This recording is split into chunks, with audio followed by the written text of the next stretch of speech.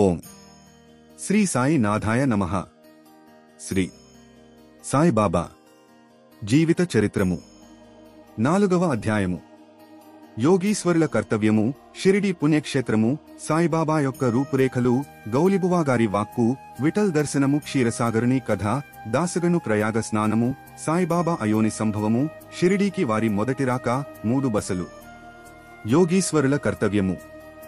భగవద్గీత చతుర్థాధ్యాయమున 7-8 శ్లోకములందు శ్రీకృష్ణ పరమాత్ముడు ఇట్లు సెలవిచ్చియున్నారు: ధర్మము నశించినప్పుడు, అధర్మము వృద్ధి పొందినప్పుడు నేను అవతరించెదను. సన్మార్గులను రక్షించుటకు, దుర్మార్గులను శిక్షించుటకు, ధర్మస్థాపన కొరకు యుగయుగములందు అవతరించెదను. ఇదియే భగవంతుని కర్తవ్య కర్మ. భగవంతుని ప్రతినిధులగు యోగులు, సన్యాసులు అవసరము వచ్చినప్పుడెల్లా అవతరించి ఆ కర్తవ్యమును నిర్వర్తించెదరు. ద్విజులగు బ్రాహ్మణ, క్షత్రియ, వైశ్య జాతుల వారి హక్కులను అపహరించినప్పుడు, మత గురువులను గౌరవించక యవమానించినప్పుడు, ఎవరును మతబోధలను లక్ష్యపెట్టనప్పుడు, ప్రతివాడును గొప్ప పండితుడనని ఎనుకున్నప్పుడు, జనులు నిషిద్ధాహారములు త్రాగుడుల కలవాటు పడినప్పుడు, మతము పేరుతో కాని పనులు చేయనప్పుడు, వేర్వేరు మతములవారు తమలో తాము కలహించినప్పుడు, బ్రాహ్మణులు సంధ్యావందనము మాననప్పుడు, సనాతనులు తమ మతాచారములు పాటించినప్పుడు, ప్రజల ధనదారాసంతానములే జీవిత పరమార్థముగా భావించి మోక్షమార్గమును మరచినప్పుడు, యోగీశ్వరులుద్భవించి వారి వాక్కాయకర్మలచే ప్రజలను సవ్యమార్గమున బెట్టి వ్యవహారముల చక్కదిద్దుదురు. వారు దీపస్తంభముల వలె సహాయపడి మనము నడువవలసిన సన్మార్గములను, సత్ప్రవర్తనమును నిర్దేశించెదరు. ఈ విధముగనే నివృత్తి, జ్ఞానదేవు, ముక్తాబాయి, నామదేవు, జానాబాయి, గోరా, గోణాయి, ఏకనాథుడు, తుకారము, నరహరి, నర్సిబాయి, సజన్కా సాయి, సామతమాలి, రామదాసు మొదలుగాగల యోగులను తదితరులను వేర్వేరు సమయములందుద్భవించి మనకు సవ్యమైన మార్గమును జూపిరి. అట్లే సాయిబాబాగూడ సకాలమందు షిరిడీ చేరిరి. షిరిడీ పుణ్యక్షేత్రము. అహ్మద్నగరు జిల్లాలోని గోదావరి నది ప్రాంతములు చాలా పుణ్యతమములు. ఏలైన నచ్చట ననేకులు యోగులుద్భవించిరి, నివాసము చేసిరి. అట్టివారిలో ముఖ్యులు జ్ఞానేశ్వర మహారాజు. షిరిడీ అహ్మద్నగరు జిల్లాలోని కోపర్గాం తాలూకాకు చెందినది. కోపర్గాం వద్ద గోదావరి దాటి షిరిడీకి పోవలెను. నది దాటి 3 కోసులు పోయినచో నీమగాం వచ్చును. అచ్చటికి షిరిడీ కనిపించును. కృష్ణా తీరమందుగల గాణగాపురం, నరసింహవాడి, ఔదుంబర్ మొదలుగాగల పుణ్యక్షేత్రముల వలె షిరిడీ కూడా గొప్పగా పేరుగాంచినది. పండరీపురమునకు సమీపముననున్న మంగళవేధయందు భక్తుడగు దామాజీ, సజ్జనగడ ఎందు సమర్థ రామదాసు, నర్సోబాచివాడి ఎందు శ్రీ నరసింహ సరస్వతీ స్వామి వర్ధిల్లినట్లే శ్రీ సాయినాథుడు షిరిడీలో వర్ధిల్లి దానిని పవిత్ర మొనర్చెను. సాయిబాబా రూపురేఖలు. సాయిబాబా వలననే షిరిడీ ప్రాముఖ్యము వహించినది. సాయిబాబా ఎట్టి వ్యక్తియో పరిశీలింతుము. వారు కష్టతరమైన సంసారమును దాటి జయించిరి. శాంతియే వారి భూషణము. వారు జ్ఞానమూర్తులు, వైష్ణవ భక్తుల కిల్లువంటివారు, నశించు వస్తువుల ఎందభిమానము లేనివారు, భూలోకమందుగాని స్వర్గలోకమందుగాని గల వస్తువుల ఎందభిమానము లేనివారు. వారి యంతరంగము అద్దమువలే స్వచ్ఛమైనది. వారి వాక్కుల నుండి యమృతము స్రవించుచుండెను. గొప్పవారు, బీదవారు వారికి సమానమే. మానవమానములను లెక్కించిన వారు కారు. అందరికి వారు ప్రభువు. అందరితో కలసిమెలసి యుండెడివారు. ఆటలు గాంచెడివారు, పాటలను వినుచుండెడివారు. ప్రపంచమంతా మేలుకొనినప్పుడు వారు యోగ నిద్రయందుండెడివారు. లోకము నిద్రించినప్పుడు వారు మెలకువతో నుండెడివారు. వారి యంతరంగము లోతైన సముద్రము వలె ప్రశాంతము. వారి ఆశ్రమము, వారి చర్యలు ఇదమిత్తముగా నిశ్చయించుటకు వీలు కానివి. ఒకచోటనే కూర్చుండునప్పటికిని ప్రపంచమందు జరుగు సంగతులన్నీయు వారికి తెలియను. వారి దర్బారు ఘనమైనది. నిత్యము 100 కొలది కథలు చెప్పునప్పటికీ మౌనము తప్పెడివారు కారు. ఎల్లప్పుడూ మసీదు గోడకు ఆనుకుని నిలిచువారు. లేదా ఉదయము, మధ్యాహ్నము, సాయంత్రము లెండి తోట వైపుగాని చావడి వైపుగాని పచారు చేయిచుండెడివారు. ఎల్లప్పుడూ ఆత్మధ్యానమునందే మునిగియుండెడివారు. సిద్ధపురుషుడైనప్పటికినీ సాధకునివలే నటించువారు. అణకువ, నమ్రత కలిగి, యహంకారము లేక ఎందరినీ సంతసింపజేయువారు. అట్టివారు సాయిబాబా. షిరిడీ నేల వారి పాదస్పర్శచే గొప్ప ప్రాముఖ్యము పొందినది. ఆనందిని జ్ఞానేశ్వర మహారాజు వృద్ధి చేసినట్లు, ఏకనాథు పైటనను వృద్ధి చేసినట్లు సాయిబాబా షిరిడీని వృద్ధి చేసెను. షిరిడీలోని గడ్డి, రాళ్లు పుణ్యము చేసుకున్నవి. ఏలైన బాబా పవిత్ర పాదములను ముద్దు పెట్టుకుని వారి పాదధూళి తలపైని వేసికొనగలిగినవి. మా వంటి భక్తులకు షిరిడి, పండరీపురము, జగన్నాథము, ద్వారక, కాశీ, రామేశ్వరము, బదరీ కేదార్, నాసిక్, త్ర్యంబకేశ్వరము, ఉజ్జయిని, మహాబలేశ్వరము, గోకర్ణముల వంటిదైనది. షిరిడి సాయిబాబా స్పర్శయే మాకు వేదపారాయణము తంత్రమును. అది మాకు సంసార బంధముల సన్నగిల చేసి యాత్మ సాక్షాత్కారమును సులభ సాధ్యము చేసెను. శ్రీ సాయి దర్శనమే మాకు యోగ సాధనముగా నుండెను. వారితో సంభాషణ మా పాపములను తొలగించుచుండెను. త్రివేణి ప్రయాగల స్నానఫలము వారి పాదసేవ వలననే కలుగుచుండెడిది. వారి పాదోదకము మా కోరికలను నశింపజేయుచుండెడిది. వారి యాజ్ఞ మాకు వేదవాక్కుగా నుండెడిది. వారి ఊది ప్రసాదము మమ్ము పావనము చేయుచుండెను. వారు మా పాలిటి శ్రీకృష్ణుడుగా, శ్రీరాముడుగా నుండి ఉపశమనము కలుగజేయుచుండెరి. వారు మాకు పరబ్రహ్మస్వరూపమే. వారు ద్వంద్వాతీతులు, నిరుత్సాహముగాని ఉల్లాసముగాని ఎరుగరు. వారు ఎల్లప్పుడూ సచ్చిదానంద స్వరూపులుగా నుండెడివారు. షిరిడి వారి కేంద్రమైనను వారి లీలలు పంజాబు, కలకత్తా, ఉత్తర హిందుస్థానము, గుజరాతు, దక్కను, కన్నడ దేశములలో చూపుచుండిరి. ఇట్లు వారి కీర్తి దూరదేశములకు వ్యాపించగా భక్తులన్నీ దేశముల నుండి షిరిడీ చేరి వారిని దర్శించి వారి ఆశీర్వాదమును పొందుచుండిరి. వారి దర్శన మాత్రముననే భక్తుల మనములు వెంటనే శాంతి వహించుచుండెడిది. పండరీపురమందు విఠల్ రఖుమాయిని దర్శించినచో భక్తులకు కలిగెడి యానందము షిరిడీలో దొరకుచుండెడిది. ఇది యతిశయోక్తి కాదు. ఈ విషయము గూర్చి భక్తుడొకడు చెప్పినది గమనింపుడు. గౌలిబువ అభిప్రాయము.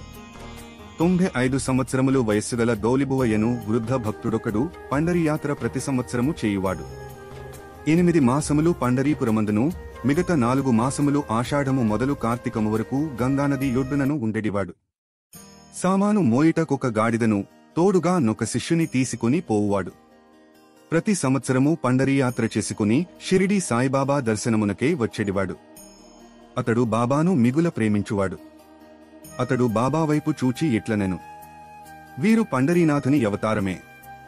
అనాథల కొరకు, బీదల కొరకు వెలసిన కారుణ్యమూర్తి గౌలిబుబా వీటోబా దేవుని ముసలి భక్తుడు. పండరీయాత్ర ఎన్నిసార్లో చేసెను. వీరు సాయిబాబా పండరీనాథుని అవతారమని నిర్ధారణ పరిచెరి. విఠలదేవుడు దర్శనమిచ్చుట. సాయిబాబాకు భగవన్నామ స్మరణ ఎందును, సంకీర్తన ఎందును మిక్కిలి ప్రీతి. వారెప్పుడు అల్లా మాలిక్ అని ఎనడివారు, అనగా అల్లాయే యజమాని. 7 రాత్రింబగళ్ళు భగవన్నామ స్మరణ చేయించు చుండెడివారు. దీనినే నామసప్తాహ మందురు. ఒకప్పుడు దాసుగణు మహారాజును నామసప్తాహము చేయమనిరి.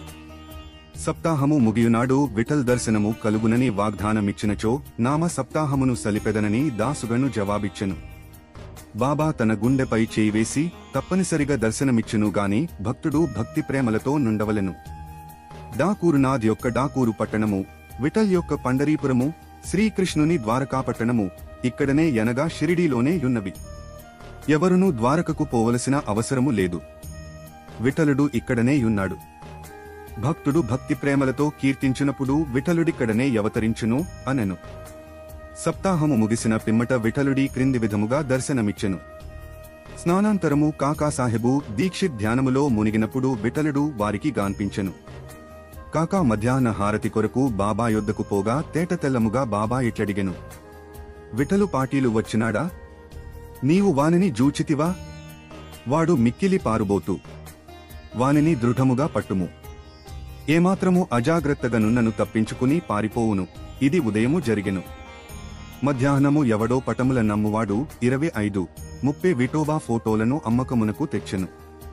ఆ పటము సరిగా కాకాసాహెబు ధ్యానములో చూచిన దృశ్యముతో పోలియుండెను. దీనిని జూచి బాబా మాటలు జ్ఞాపకమునకు తెచ్చుకుని కాకాసాహెబు ఆశ్చర్యానందములలో మునిగెను. విఠోబా పటమునొకటి కొని పూజామందిరములో నుంచుకునెను. భగవంతరావు క్షీరసాగరుని కథ. విఠల పూజేందు బాబాకెంత ప్రీతియో భగవంతరావు క్షీరసాగరుని కథలో విశదీకరింపబడినది. భగవంతరావు తండ్రి విఠోబా భక్తుడు. పండరీపురమునకు యాత్ర చేయిచుండెడివాడు. ఇంటి వద్ద కూడా విఠోబా ప్రతిమ నుంచి దానిని పూజించువాడు. అతడు మరణించిన పిమ్మట వాని కొడుకు పూజను, యాత్రను, శ్రాద్ధమును మానెను. భగవంతరావు షిరిడీ వచ్చినప్పుడు బాబా వాని తండ్రిని జ్ఞప్తికి తెచ్చుకుని, వీని తండ్రి నా స్నేహితుడుగాన వీని నిచ్చెటకు ఈడ్చుకుని వచ్చితిని. వీడు నైవేద్యము ఎన్నడూ పెట్టలేదు. కావున నన్నును విఠలుని కూడా ఆకలితో మార్చినాడు. అందుచేత వీని నిక్కడకు తెచ్చితిని. వీడు చేయనది తప్పని బోధించి చీవాట్లు పెట్టి తిరిగి పూజ ప్రారంభించినట్లు చేసెదను అనిరి. ప్రయాగ క్షేత్రములో దాసగను స్నానము. గంగానది యమునానది కలియుచోటునకు ప్రయాగయని పేరు. ఇందులో స్నానమాచరించిన ప్రతివానికి గొప్ప పుణ్యము ప్రాప్తించునని హిందువుల నమ్మకము. అందుచేతనే వేలకొలది భక్తులు అప్పుడప్పుడచ్చటికి పోయి స్నానమాడుదురు. దాసగను అచ్చటికి పోయి స్నానము చేయవలెనని మనస్సున దలచెను. బాబా వద్దకేగి అనుమతించు మనెను. అందుకు బాబా ఇట్లు జవాబిచ్చెను, అంత దూరము పోవలసిన అవసరమే లేదు. మన ప్రయాగ ఇచ్చటనే కలదు. నా మాటలు విశ్వసింపుము. ఇట్లనునంతలో నాశ్చర్యములన్నిటికంటే నాశ్చర్యకరమైన వింత జరిగినది. దాసుగను మహారాజు బాబా పాదములపై శిరస్సునుంచిన వెంటనే బాబా 2 పాదముల బొటన వ్రేళ్ల నుండి గంగా యమున జలములు కాలువలుగా పారెను. ఈ చమత్కారమును దాసుగను చూచి ఆశ్చర్య నిమగ్నుడై భక్తి ప్రేమలతో మైమరచి కంట తడి పెట్టుకునెను. ఆంతరిక ప్రేరణతో బాబాను వారి లీలలను పాట రూపముగా వర్ణించి పొగడెను. బాబా అయోని సంభవుడు, షిరిడి మొట్టమొదట ప్రవేశించుట. సాయిబాబా తల్లిదండ్రులను గూర్చిగాని, జన్మము గూర్చిగాని, జన్మస్థానమును గూర్చిగాని ఎవరికి ఏమీ తెలియదు. పెక్కుసారులు కనుగొనుటకు ప్రయత్నించిరి.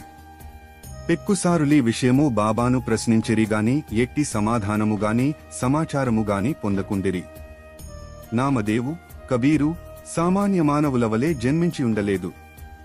ముత్యపు చిప్పలలో చిన్న పాపలవలే చిక్కిరి. నామదేవు భీమరథి నదిలో గోనాయికి కనిపించెను. కబీరు భాగీరథి నదిలో తమాలకు కనిపించెను. అట్టిదే సాయి జన్మ వృత్తాంతము. భక్తుల కొరకు 16 ఏండ్ల బాలుడుగా షిరిడీలోని వేప చెట్టు క్రింద నవతరించెను. బాబా అప్పటికే బ్రహ్మజ్ఞానిగా గాన్పించెను. స్వప్నావస్థయందైనను ప్రపంచ వస్తువులను కాక్షించెడివారు కాదు. మాయను తన్నెను. ముక్తి బాబా పాదములను సేవించుచుండెను. నానాచో దారు తల్లి మిక్కిలి ముసలిది. ఆమె బాబా నిట్లు వర్ణించినది. ఈ చక్కని చురుకైన అందమైన కుర్రవాడు వేప చెట్టు క్రింద ఆసనములోనుండెను. వేడిని చలిని లెక్కింపక ఎంతటి చిన్న కుర్రవాడు కఠినతప మాచరించుట సమాధిలో మునుగుట చూచి ఆ గ్రామీణులు ఆశ్చర్యపడిరి.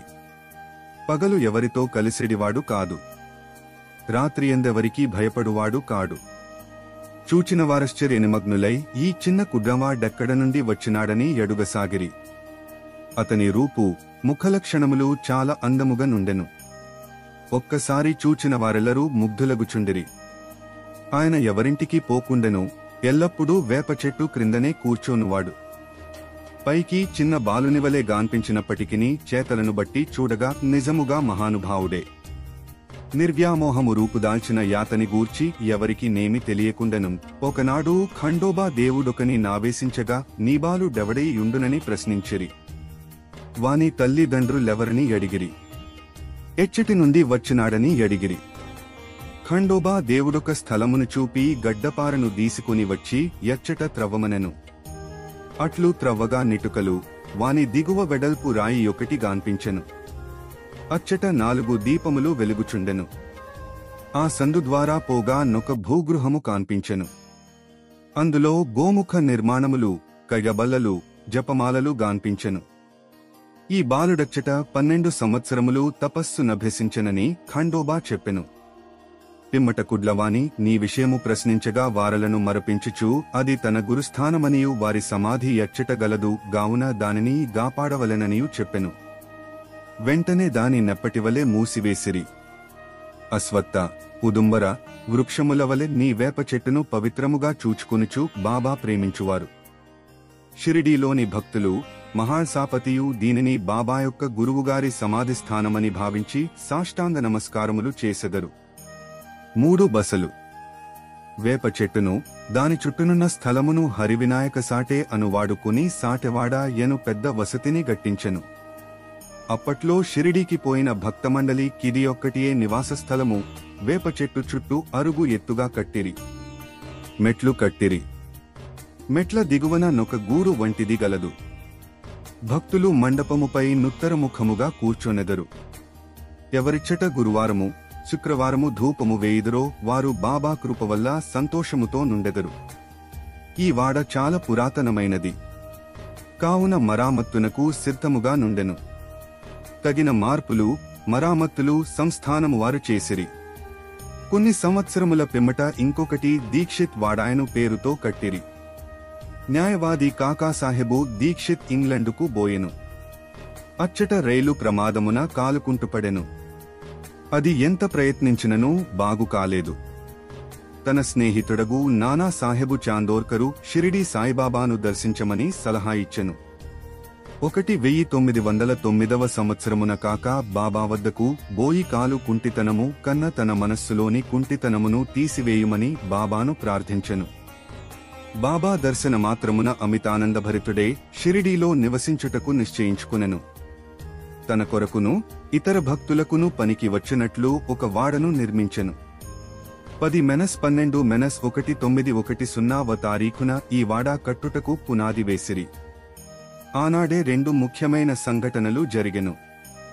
1. దాదాసాహెబు ఖాపర్డేకు తన ఇంటికి బోవుటకు బాబా సమ్మతి దొరికెను. 2. చావడిలో రాత్రి హారతి ప్రారంభమయ్యెను. దీక్షిత్ వాడ పూర్తి కాగానే 1911వ సంవత్సరములో శ్రీరామ నవమి సమయమందు శాస్త్రోక్తముగా గృహప్రవేశము జరిపిరి. తరువాత కోటీశ్వరుడును నాగపూరు నివాసిగు బుట్టి మరియొక పెద్దరాతి మేడను నిర్మించెను. చాలా ద్రవ్యము దీని కొరకు వెచ్చించెను. ద్రవ్యమంతయు దానికై సవ్యముగా వినియోగపడెను. ఏలైన బాబాగారి భౌతిక శరీరమందులో సమాధి చేయబడినది. దీనినే సమాధి మందిరమందురు. ఈ స్థలములో మొట్టమొదట పూల తోటయుండెను. ఆ తోటలో బాబాయే తోటమాలిగా మొక్కలకు నీళ్లు పోయుట మొదలగునవి చేసెడివారు. ఇట్లు 3 వాడాలు వసతి గృహములు కట్టబడెను. అంతకు ముందిచ్చట నొక్క వసతి గృహము కూడా లేకుండెను. అన్నిటికంటే సాటేవాడ చాలా ఉపకరించుచుండెను. ఓం నమో శ్రీ సాయినాథాయ నమః. శాంతిః శాంతిః శాంతిః. 4వ అధ్యాయము సంపూర్ణము. సద్గురు శ్రీ సాయినాథార్పణమస్తు. శుభం భవతు.